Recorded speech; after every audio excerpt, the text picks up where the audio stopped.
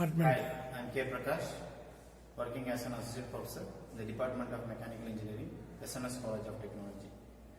Today we are going to discuss a case study in this refrigeration system about the design of the capillary tubes and then global warming of the refrigerants. So if you take this refrigeration system, first let us understand what are the main parts of the refrigeration systems. So the main parts are the compressor, evaporator, and then the condenser, and then the expansion valve. So here what happens is in the refrigeration, so the evaporator, so here we are using the refrigerants R13. So what is the use of this refrigerants is, the main property is at low temperature, so it converts the state from the liquid state to gaseous state, so that it absorbs the heat. So if you take this setup, so when it is entering into this evaporator area as a liquid, so it absorbs the heat in that area and then it is converted into vapor. So this vapor is going here and there is a compressor here. So this compressor, what happens is, compresses the gas and then it makes to run throughout the system. So here what happens is, as the compressor compresses, so the gas comes to the condenser, and here what happens is, so the heat is released to the atmosphere. So when the heat is released, what happens is, so the gaseous state is converted into liquid state. So now again it is coming here and there is an expansion device. So here a capillary tube is available and comes to the evaporator. So now why we are using this capillary tube, or what is the need for this expansion valves or these capillary tubes? So what is the need? So let us discuss. We have to consider two things. So in evaporator, cooling should be done in an effective manner, because the COP of the refrigeration test is nothing but the refrigerating effect by work done. So how the refrigerating effect is obtained. So this is obtained in the evaporator. So to get this, what happens is, we are considering the pressure. Okay. So in compressor what happens is, so the pressure is raised.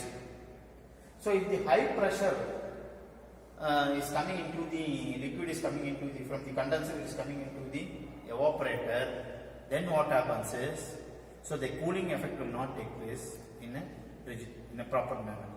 So to obtain, to have the maximum cooling efficiency, what we are doing is, we are in need to reduce the pressure. So that we are using these capillary tubes and the expansion valve to reduce the pressure.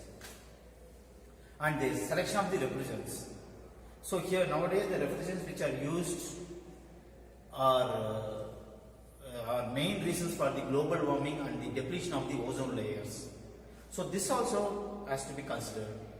So the proper selection of the refrigeration has to be taken into account, and then we can make the system to run.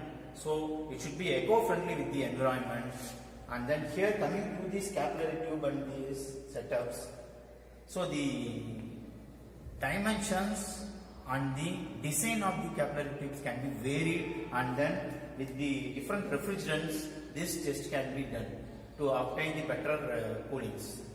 So here in the capillary tube you can see here, so here nothing but it's an spiral tube where it has, the length has been increased to increase the expansion. So why we are using this capillary tube as an circular diameter? So this has to be considered.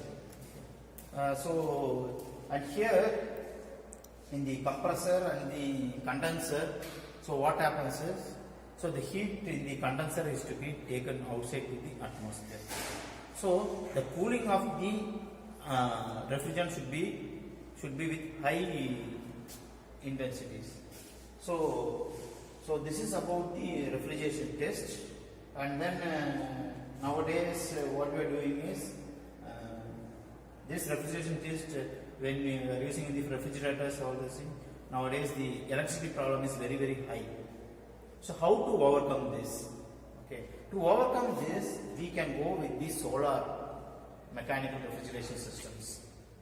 So instead of supplying the electricity, we can use solar panels, and then by using the solar photovoltaic methods, so the electricity can be produced and then it can be used.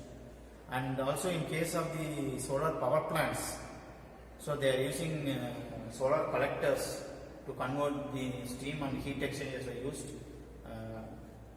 to run the turbines, whereas power is produced. So this is about the refrigeration test, and this is about the case study on the refrigerants and the capillary tube and how to save the energy. Thank you.